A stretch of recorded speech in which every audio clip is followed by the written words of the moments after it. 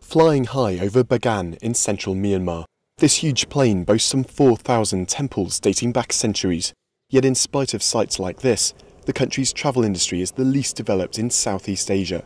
One reason, a boycott by many operators and tourists to stop money ending up in the pockets of the country's military rulers. But more and more people argue it is possible to travel here with a clear conscience. I came on the premise that, as far as possible, I wouldn't stay anywhere state-owned, but would try to stick to private businesses, to stay in privately run guest houses and have contact with local people, as long as that didn't put them at risk, so that I could build up my own idea of the situation here. The situation was all too clear in 2007, when the government brutally clamped down on tens of thousands of peaceful protesters. More than 3,000 were arrested, many imprisoned for sentences of 65 years or more. Papa Lay was lucky. He got out after a month, but his third time behind bars.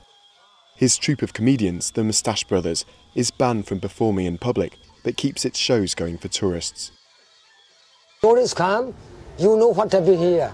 Tourists go everywhere, four corners. And then, you know, tourist camera, tourist eye, tourist ear. That's what we need. Myanmar doesn't want to have contact with Westerners. By boycotting the country, we can only reinforce the opinion within Myanmar that it should be kept separate from the rest of the world. The regime is wary of opening up the country to the prying eyes of tourists. Much of Myanmar is off limits, so visitors tend to see the same handful of sites, leaving most Burmese untouched by tourism. Here we don't benefit because tourists don't come here. It's just the government who benefits. The number of tourists visiting Myanmar and the trickle of income they bring remains small. But perhaps more important is the link tourists can provide between an isolated people and the outside world.